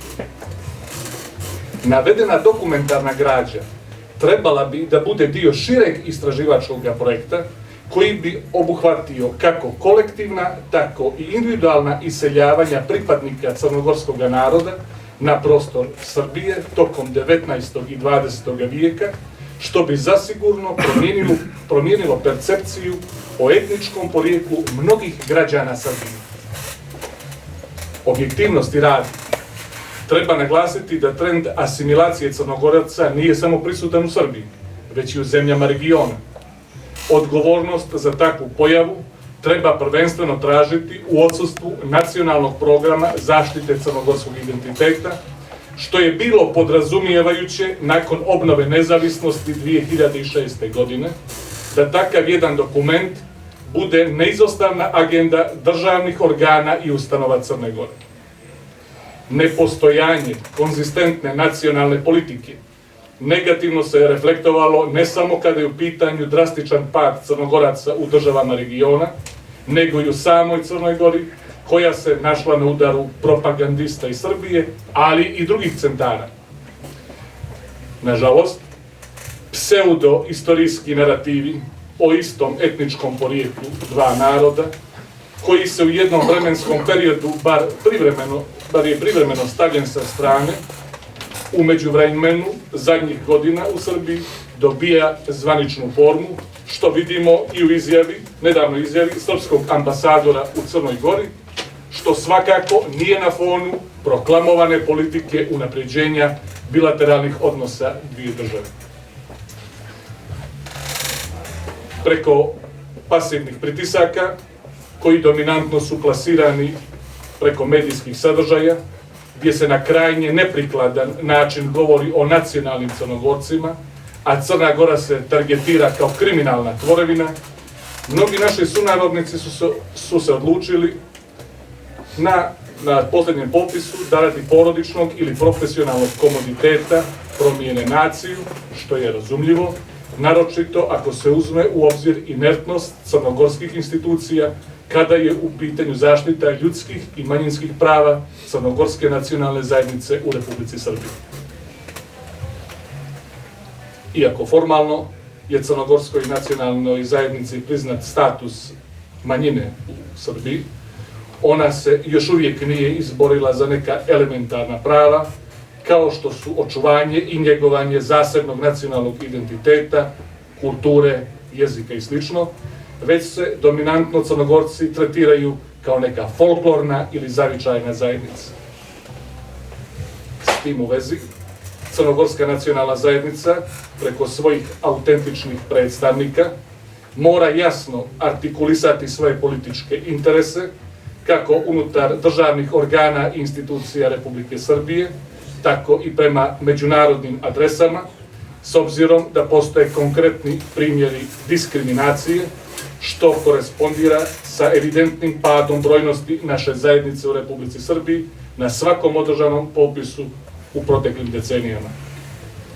Takva pojava sigurno nije iskaz koji možemo objasniti pod pojmom dobrovoljne asimilacije, a što je karakteristično za svaku dijasporu, to jeste osobe koje žive izvan matične države ili zemlje porijekla. Uostalom, da bi se izbjegle paušalne konstatacije, kada je ova problematika u pitanju, treba inicirati formiranje međudržavnog odbora Crne Gore i Srbije u pogledu implementacije ljudskih i manjinskih prava i sloboda, kako Crnogoraca u Srbiji, tako i Srba u Crnoj Gori, što bi omogućilo komparativnu analizu standarda u ovoj oblasti. Treba imati u vidu da je predmetna tematika u formalno-pravnoj nadležnosti Ministarstva vanjskih poslova Crne Gore, odnosno naših diplomatsko-konzularnih predstavništava, kao i Uprave za saradnju sa dijasporom i iseljeništvom, od kojih javnost u Crnoj Gori i dijaspori očekuje rezolutan stav kada su u pitanju statusna prava crnogorskih iseljenika, to jeste naprijed navedeni organi uz prethodne konsultacije sa autentičnim predstavnicima crnogorske nacionalne manjine trebaju da adresiraju sva otvorena pitanja prema institucijama Republike Srbije. Ne treba imati iluzije da će status Crnogoraca u Srbiji u dogledno vrijeme biti bolji, sve dok se Crna Gora nalazi u stanju permanentnih društveno-političkih turbulencija, jer samo stabilna matična država sa determinisanim identitetskim politikama može biti garant opstanka crnogorske zajednice na ovom prostoru. U tom smislu, državni organi Crne Gore imaju mnogo toga da isprave kada je u pitanju odnos prema Crnogorcima na ovom prostoru i u zemljama regiona u narednom periodu. Ubrzana asimilacija Crnogoraca na navedenom prostoru može biti problematična i za opstanak crnogorskog naroda i u samoj Crnoj Gori, s obzirom da smo kao brojčano mala nacionalna zajednica u kontinuitetu izložena asimilatorskim težnjama od strane okolnih naroda i država. Nažalost, ova pretpostavka ima svoje utemeljenje u nedavno održanim popisima u zemljama regiona, a kakav će biti odnos nacionalne strukture unutar same Crne Gore, saznaćemo prema najavama nadležnog zavoda u drugoj polovini tekuće godine. Matica Crnogorska, saglasno zakonskim odredbama, ima obavezu da afirmiše kulturu i nacionalni identitet crnogorskog naroda i promoviše multietnički karakter Crne Gore ne samo u zemlji, već i u inostranstvu, a naročito među iseljeništvom, zbog čega je statutom Matice Crnogorske utvrđeno da ova ustanova kulture ima mogućnost osnivanja ogranaka ili imenovanja povjerenika koji su zaduženi da sprovode zakonske i statutarne odredbe kao i programska načela Matice Crnogorske. U svakoj prilici, u granicama mogućnosti, Matica je Crnogorska ostvarivala saradnju kako sa pojedincima, tako i sa organizacijama iseljenika sa ovoga prostora, prije svega na polju kulturne saradnje. U narednom periodu namjeravamo da unaprijedimo komunikaciju i saradnju sa crnogorskim iseljeništvom, ali planiramo da po prvi put ukupnoj srpskoj, stručnoj i široj javnosti predstavimo našu bogatu izdavačku produkciju, a nadam se uskoro i postavljanju izložbi kojima afirmišemo najznačajnije datume i događaje crnogorske istorije u svim sredinama u Republici Srbiji gdje aktivno djeluje Crnogorska nacionalna udruženja. Misija Matice Crnogorske je da među crnogorskim iseljeništvom u skladu sa programskim aktivnostima kroz različite forme učinimo dostupnu kulturnu baštinu, što je preduslov očuvanja i njegovanja svijesti o crnogorskom nacionalnom identitetu. Hvala. Čovjek čije su nam sugestije jako bile bitne za organizaciju ovoga skupa i koji ima nesumnjivo iskustvo u dobrim organizacijama, Balša Božović. Nisam si zadestan. Hvala vam na pozivu. Hvala vam na pozivu. Drago mi je što smo se videli i pre ove tribine i na ovoj tribini i veoma je stvarno i jaka i teška tema. Ono što sam hteo da se nadovežem na pređašnji govornik je, dakle, činjenica je da pre nekoliko dana sam baš se podsjetio na Nenada Dimitrijevića, profesora u penziji Centralnoevropskog univerziteta, koji je napisao u danima nakon Zoranovog ubistva taj jedan tekst Srbija kao nedovršena država, aludirajući na Jugoslaviju kao nedovršenu državu Zorana Đinđića, i upravo je suština u tim propuštenim šansama nakon 5. oktobra da se tog već 6.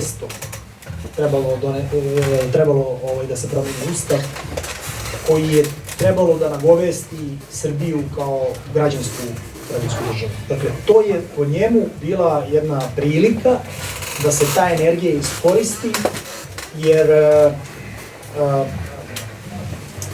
i simboli, i himna, i sve je urađeno kako je urađeno 2006. godine, ja se ne podsjećam, to je najveća tragedija te kohabitacione vlade između Tadića i Koštunice, ali u svakom slučaju, nakon promjena 5. oktobra, dogodila se jedna stvar koja je zapravo potpuno izmakla ovaj slučaj. Dakle, pored toga što se nije promenio ustav i što Srbija nije postala građanska država, nacionalistička elita koja je dovela do ratova nikada nije frustrirana. Dakle, ona dobija jednu novu političku pozadinu i jedan novi politički kišobran u vidu pre svega Vojislava Koštunice kao tadašnjeg predsjednika Savezne Republike Jugoslavije i jednu novu koaliciju sa Srpskom pravoslavnom crkvom, koja je čak bila zapostavljena tih 90. godina, koja sada dobija potpuno jedno novo mesto u društvu i postaje temelj, dakle, te nove petooktobarske države. Dakle, u svemu tome, zato je i ustav takav kakav je, zato su simboli takvi kakvi su, zato imamo Bože pravde umjesto Ostani Srbije kao himnu ili kao neku najvažniju poruku da pravdu čekamo da nam padne s neba, da je Bog da smo nesposobni sami da je stvorimo na zemlji. Dakle, u tom smislu tada se Srbija opredelila da nastavlja taj nacionalistički koncept veliko državnog nacionalizma i njega je crkva potpuno ojačala i osnažila i da se ne lažemo, Srpska pravoslavna crkva i njena politika i ideologija je zapravo najveća smetnja razvoju Srbije kao građanske demokratske države, koja ostaje centralistička, koja ostaje takva kakva je bila sa tim polugama snažnim, koja može i ima snagu da asimiluje one koji im se čini da su im najsličniji. Dakle, pored crnogorske nacionalne manjine, dakle, imamo i albansku u Srbiji, koja, dakle, tu situacija je negdje i uporediva i nije uporediva, dakle, sa albanskom, dakle, postoji, dakle, da ne želi država da popiše stanovnike koji žive u svojoj zemlji, ne želi da im izdaje lične karte, dokumenta, dakle, potpuno ih izbacuje iz pravnog sistema ove zemlje, oni su neki apatridi u tom delu Južne Srbije, a sa druge strane imate Crnogorsku nacionalnu zajednicu, imate taj nacionalni savjet koji je jedini nacionalni savjet u Srbiji, čiji se predsjednik izjašnjava kao Srbi. Znate, kada vi ne smijete da imate ni nacionalni savjet, dakle, to je jedna situacija koja je do te mere tragična ili tragikomična, da vi imate predsjednika crnogorske nacionalne manjine u Srbiji, koji kaže, pa mi smo isti narod. I to je, kako vam kažem, normalno od strane vlasti, oni ko finansiraju, podržavaju i jednostavno na taj način sve drugo možete i da prepostavite šta se dešava u institucijama, u školama, u udžbenicima i tako dalje i tako dalje.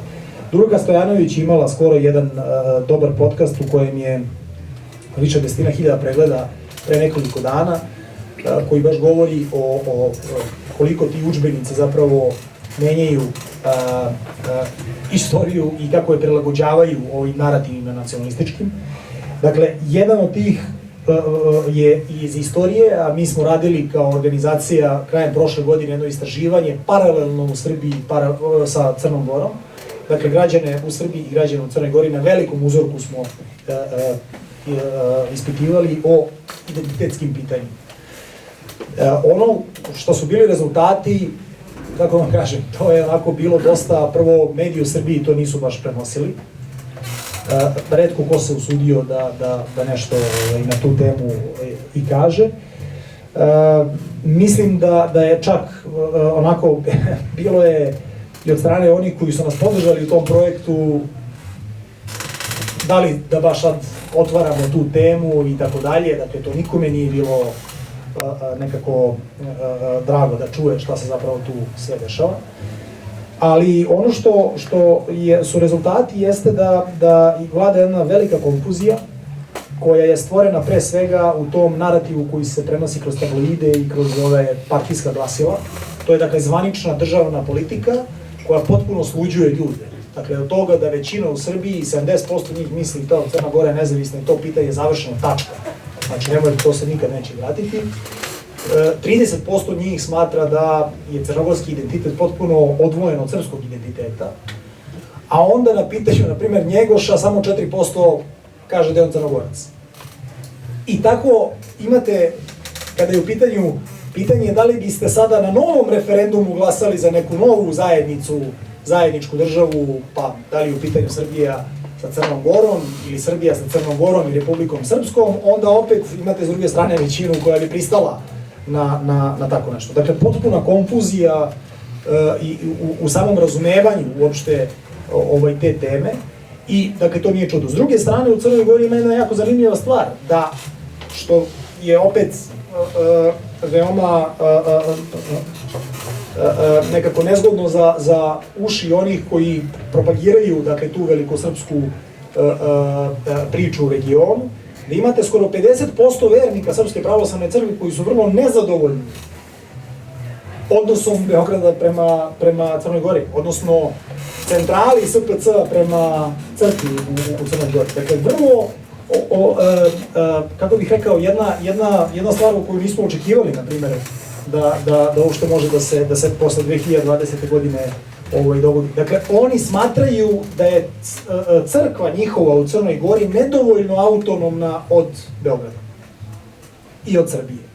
Dakle, i sami znate, za centralu je to jednako izdaji.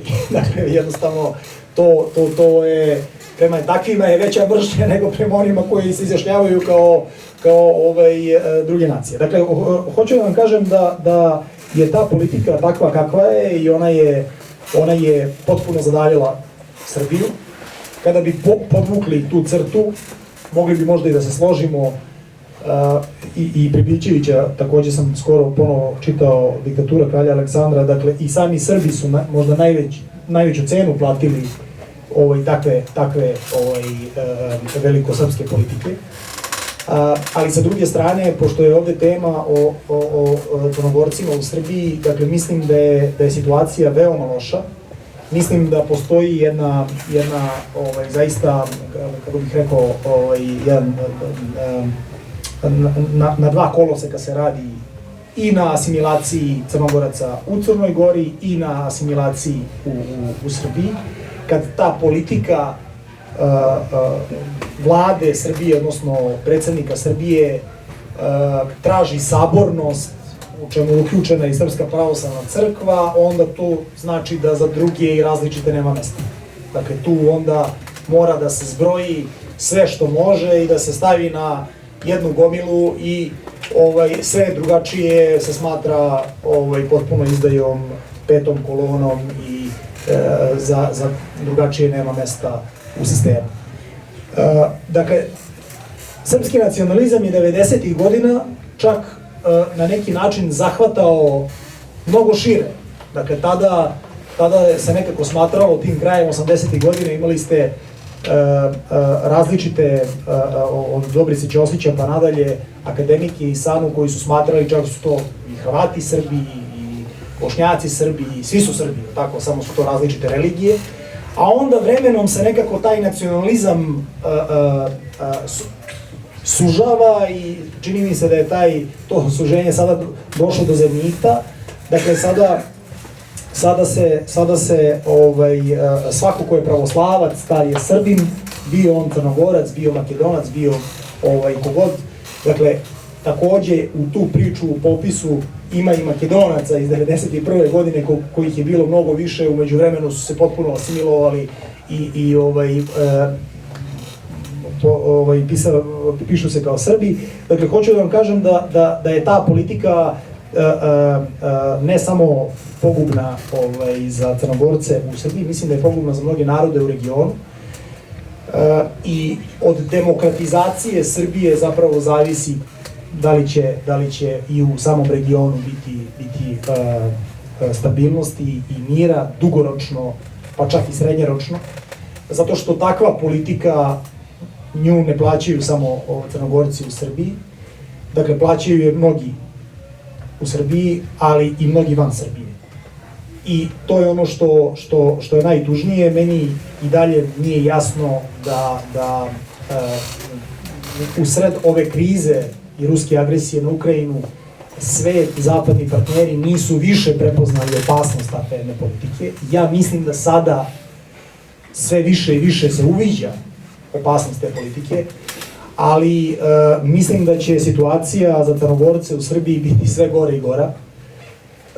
Mislim da je ovo period u kojem će se stvoriti taj novi narodni pokret koji je najavio predsednik Srbije, koji znači samo još veći nacionalizam, koji znači samo još veći šovinizam, koji znači još veću sabornost, da će se tu uključiti između ostalog i crkva i Srbi iz regiona, da će biti taj neki Mandić iz Crne Gore, da će biti Dodik iz Republike Srpske, takođe prisutni na osnivanju tog pokreta za narod i državu, jer narod je jedan, tako, država je jedan, vođa je jedan, dakle to se podsjeća na te narative uoči Drugog svetskog rata u Nemačkoj, nacističkoj. Dakle, i u tom smislu onda svako ko kaže da je nešto drugačiji ili da je nešto drugo ili da ima neki svoj identitet, on jednostavno se proglašava za neprijatelja. Dakle, nisam siguran da to dugo može tako da opstane, jer taj kulturni temelj, Cetinski forum je napravio jednu jako dobru stvar, to je Fakultet za crnogorski jezik i književnost. Oni su napravili Cetinski forum i svake godine ga održavaju. I na prošle godine sam imao čast da budem tamo i onda smo baš diskutovali na tu temu dakle, koliko je važno da vam je u osnovi kulturni temelj dovoljno jak, vrednosno obojen, da bi neka dugoročno politička priča ili plan, strategija mogli da opstanu na dužem planu. Ja ovde ne vidim ništa osim, dakle, potpune mržnje, ksenofobije, svega što najgore što se skupilo u posljednjih ovih decenija. Dakle, ja nisam siguran da ovo ludilo može, da jednostavno ima goriva za još nekih 10 godina. Ja se iskreno nadam tome. Ali, dakle, sada kreće ona poslednja odbrana ovog režima i te politike koja je dovela do toga da je i Crnogoraca u Srbiji danas 20.000.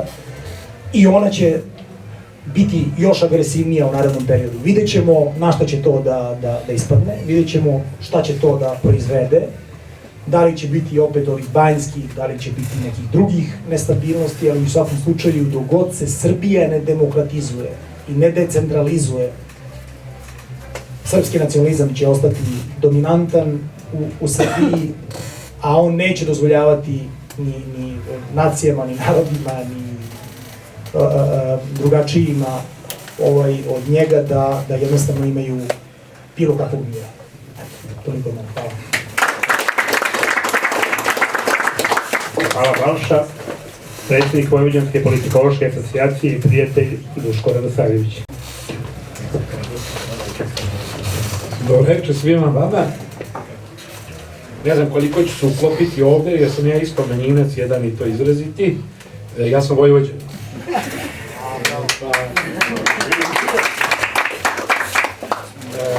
Pa sam se samo setio, kaže, zašto Jugoslavija nije preživjela, pa kaže, zato što je postala kao država, ali nije imala svoje narode u Sloveniji. I sad pitanje da li politička zajednica, ovakva kakva želi da bude, a to izrazi to, da tako kažem, antinacionalistička, da li Vojvodina onda može postojati ako nema Vojvođana, odnosno ako više ljudi ne želi da budu politički Vojvođani i u smislu onoga građana, a da svaka ostala nacionalna, religijska i druga pripadnost bude privatne stvari. Da se ja vratim nešto drugo, pošto sam znači Vojvođanin, svima vam čestitam 50 godina, danas je tačno 50 godina od usvajanja prvog jedinog ustava koje je imala socijalistička autonomna pokrajina Vojvodina. Da imamo taj ustav, ne bi se sakrivali po bunkerima, ne bi se sakrivali po podrumima, nego bi lepo u nekoj centralnoj sali u Novom Sadu to obeležili. I ne bi Crnogorci bili nacionalna manjina, ni u Vojvodini, ni u Republici Srbiji. Ali sad moram nešto reći kad pričamo šire. Znači, 5. oktobra 1988. godine je ubijena, streljana ideja Jugoslavije na ulicama Novog Sada. Ko je rušio Vojvodinu? Rušio Jugoslaviju. Ko je rušio Jugoslaviju? Rušio je ravnopravni status građana, naroda i narodnosti. Ne bi tu sad da nešto pevam i da propovedam kao izraziti titoista. Da nismo imali građana drugog reda. Danas imamo. Ne drugo, treće, četvrto. Jer malo pre kad je Čeda Čupić, sam moj asistent nije bio profesor, znači da ne budi sad ono, kad pričamo, znate da ne idemo duboko u ustan petek, kad smo pričali oko Ustava Republike Srbije, onda da dodam samo malo pre, mislim koja je priča i Balša, moram samo zbog istorijske tačnosti, 2006. su ga donijeli demokrate, Demokratska stranka Srbije i radikali, jer priča, znate kad Toma Grobar kaže, ja sam napisao preambulu, a preambula to nije preambula, to je Lazareva kletva. Ona kaže, ko ne pošao u boj za Kosovo. A kad vi stvarno narod, ovdje ima gomila čestiti časti iz Crnogoraca, takva je ovdje. Sad nas pitam, šta znači ono neka bude borba neprestana? To znači obavezati ljudi da celog veka budu šta? Gubimo u miru, a dobijamo u ratu. A to su, više tu naravno Čeda u ovoj problematici, a to su kletve za narod. To su kletve. Kad ćeš da budeš miran, kad ćeš da stvaraš u miru. Da se vratimo nazad, znači, to je Lazareva kletva. Ali već prvi što kaže isto član. Država Srbija je država srpskog naroda i građana koji žive. Znači, Srbi ne mogu biti građani, a građani ne mogu biti narod. Znači, to je nepismeno. Ceo ustav je napismeno, nepismeno, sve živo. A mi sad pričamo crnogorski ustav, pa crnogorski ustav je pisao profesor Šuković, koji zna da piše ustav. A ovo su pisali trojica, pa svako pisao po svoj deo. To je ono što Englezi kažu patchwork, pa ja ubacim ovo, ti ubaciš to, pa izvadim ovo, pa ubacim ovo. Tako sustav ne piše.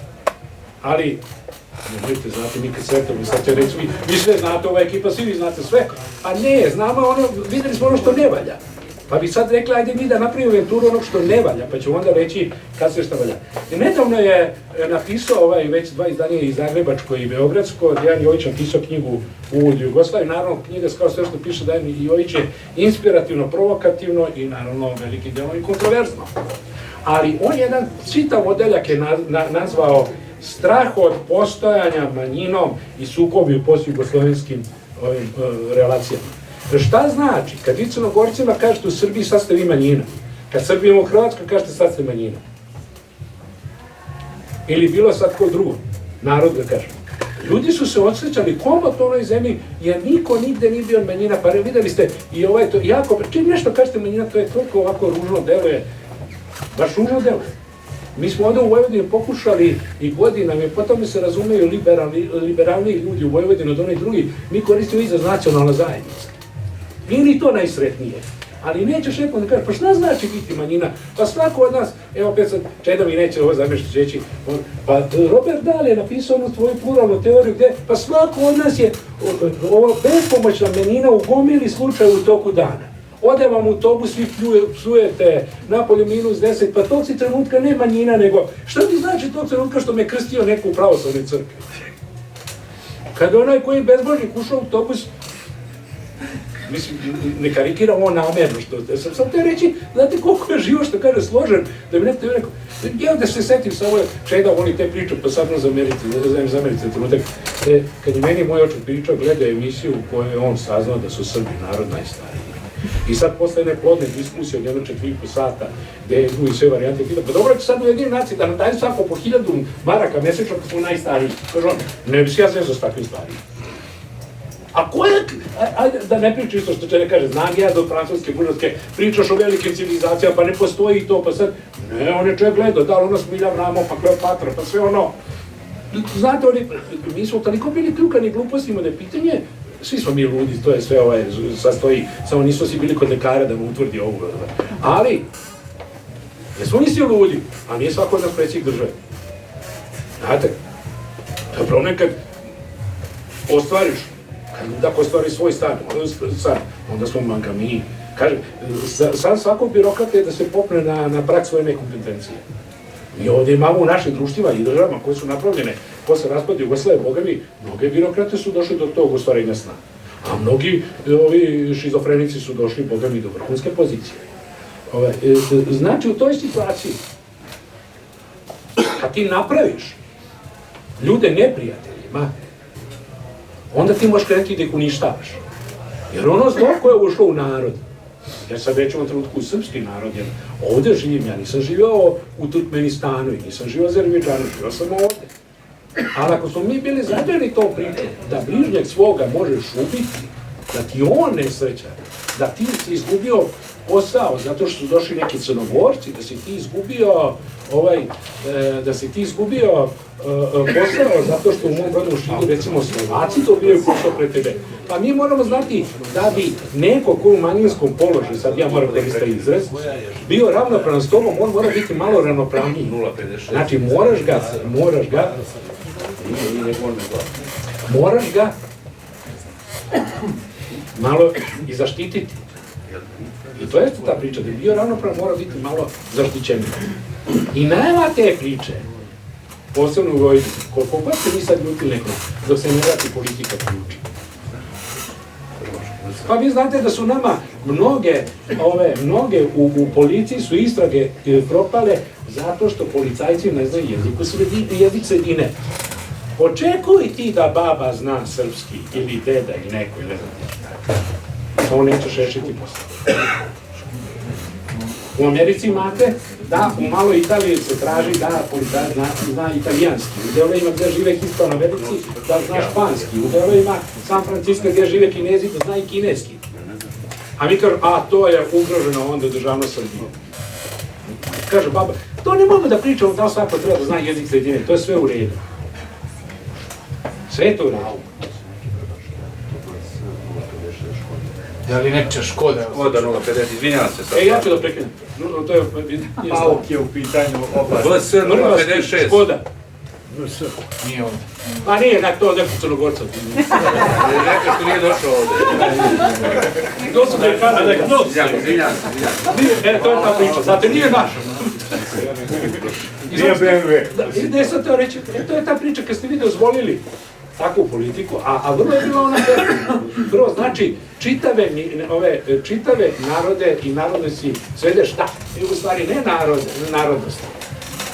Vi imate utisak u politici Srbije da je mnogo lakše biti pripadnik tih starih narodnosti i drugih, kako se zove, gadno je biti Hrvat, gadno je biti Bošnjak, Albanac, Crnogorac. E sad zašto Crnogorac? Zato što je to rana i najsvežija i najbolnija. Priča sa studentima. Jer 1878. veliki datum u Srbiji jeste, to je Berlinski kongres, postali smo nezavisni. Sad se zaboravlja, kad se čita sporazum, da je Crna Gora postala pre nezavisna od Srbije, znate to, 6 članova ranije. Znači pre je postala, pošto se ranije čita to, onda Crna Gora ukaž kako to, eto ono, znate, čitaju. Ali ne to, to je veliki datum. A sad kad je Srbija 2006. postala nezavisna, odjednom vidiš svi spuste glavu. Pa kako je Srbija postala nezavisna?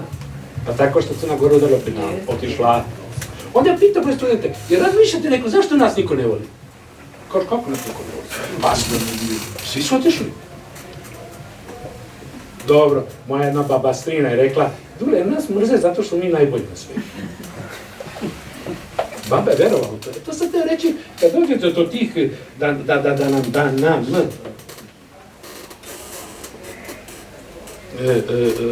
mitovi, legende, ali više stereotipi predrasude određuju politiku. Ono je to gotova stvar. Onda krene revizionizam. Ja gledam, i ono što, vjerojatno ćete složiti sa mnom, ako gledate televiziju, vjerojatno gledate N1 i Novu S. Pa tamo najveći ovi revizionistički, istorijski falsifikati se prikazuju na te dve televizije. Od ikone našeg sad građanskog pokreta Dragana Bjelogrlića, koji je sad napravio barem 5 serija koje su vrlo, vrlo sporne, od samo poslije one čujene priče da fudbaleri nose crveni dres u Montevideo. Prva. Samo to. Ne neke druge priče o kojim bi mogli... A pa Aleksandar od Jugoslavije, pa ne znam ti. Pa vreme smrti sad kreće. Tako, to su sve neke stvari. Znači, te televizije, a mi bi recimo većina kao malte ne stavila ruku. A zamislite onda ovi koji naklašeno lažu. Šta smo mi prižali sa? Ali uz tu laž lakše se ostaje na vlasti i neke druge stvari se lakše radi. I druga stvar, ja samo za razliku od Balše mislim da je ovima koji su zadnjih 10-12 godina na vlasti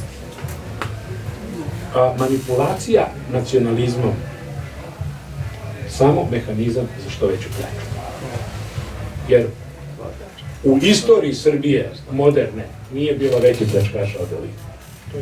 A ovima, a sve ostalo, ovo je za glupe, naivne i tako dalje, što smo se dizali na sve. Što bi rekao pesnik, da njega spomenemo danas, je stvarno velika i tu se naravno sirotinja oko toga hvata. Još ima tu da se prodaje, ja mislim, ima da se prodaje EPS, jer tako, još poneki autoput da se ugradi i onda će se paliti avioni. Onda se paliti avioni. A za to vreme će naravno biti ovo, pa vidjeli ste, sindikat policije ispituje gimnaziju u Srbiji, da li vi radite u Dorotej?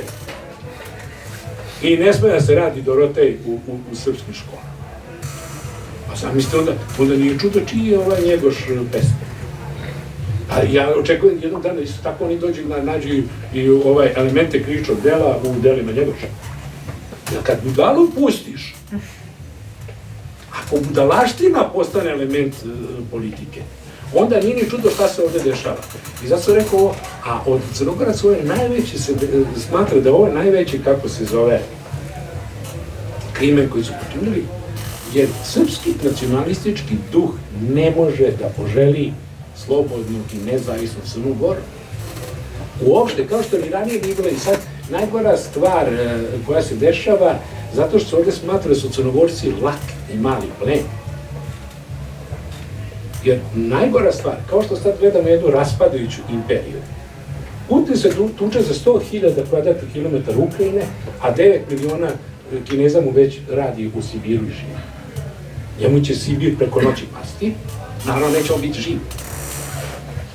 Ali kao što Rusija ne može da postoji bez imperialnih ovih, kako se zove, planova, bojim se da Srbija ne može da živi bez imperialnih planova. To je jedan problem, zato što, znate da Srbija zovu mali Rusi, to kad hoće neko da kaže. I tu je veliki problem što ti sebe vidiš mnogo većim, gledaš se kroz optiku one jugoslovenskih naočara. Mi smo pali kao država na 6,5 miliona stanovnika, od toga možda malo više od 5 miliona Srba živi, a i dalje imamo neke planove. Vidjeli smo kad se vojska na Kosovo vrati, a jaj, Bože me prosti, a jaj, Bože. Onda ja pitam neke tako junaše, ima li Srbija 70.000 modernih pušaka? Gleda me jedan klient, kaže, a ne, mi ćemo njih na burku istare. Koga? To su, znate, to su stvarno ti problemi koje mi imamo. Pozicioniranje sebe, to Sonja i njena ekipa više ne može radi. I ja ću reći samo još jednu stvar.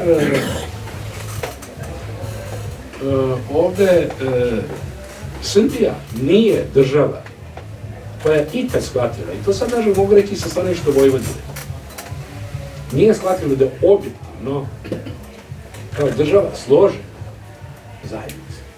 Ona stalno sebe vidi u granicama, odnosno s razmišljanjima kao predhumanovsku Srbiju koja kreće ekspanziju. A ne shvata da je čak i sa Vojvodinom sada, ovo je jedna od najvećih država, jedna najveća Srbija u istoriji. I još jedna stvar, pogledajte kako se grle i ljube, Sonja pominjala Orban i Vučić. To je neka ljubav, naravno da tu u životu ne postoji. Ja onda uvek posjetim da kad su tako dobri, zašto čekamo po 4 sata na Horgoš uvek kad izlazimo iz Srbije. Da bi oni mogli tu ljubav malo, da pospeše pa da barem sat vremena čekamo, naravno ni dva, ali nego još jedna stvar, ali zbog nečeg drugog se te reći. Kakva je to ljubav, kakva je to sreća, kakva je to politika, gde više od 30% Mađara iz Vojvodine nestane za 11 godina. Pa kažu, ekonomski odnosi, pa uglavnom i svi Srbi koji su došli iz Hrvatske imaju ove pasoše, pa nisu svi otišli u inostranstvo, mislim pasoše Hrvatske. Hoću da kažem jednostavno, nije perspektivna zemlja, nisu dobro urađeni ovi, kako se zove, odnosi i ljudi nemaju vremena da se spremaju za daleko neko pokoljenje da žive sada i ovdje, hoće da imaju uređenu državu, neće da ih niko po nacionalnom, verskoj ili nekom drugom ovom situaciji propituje i zbog toga imajući u vidu sad samo sadašnji trenutak. Ja nisam veliki optimista, iako znam da ne može to da traje mnogo, ali ne može da traje predugo. Ali opet, znate, za običnog čoveka 4-5 godine je veliki period. I ta priča kad čovjek je danas, pa otići će on najduže za 2 godine. Kako da prilike, 2 godine 700 dana sunce ti poljubiti. Pa šta ću da jedem 700 dana? Naravno, odgovor neće biti kao u pukovniku, nema ko da piše, sećate se šta pukovnika je na kraju. Ja se nadam da nećemo morati to da jedemo, nego da ćemo konačno biti slobodna država, slobodnih građana. Hvala vam.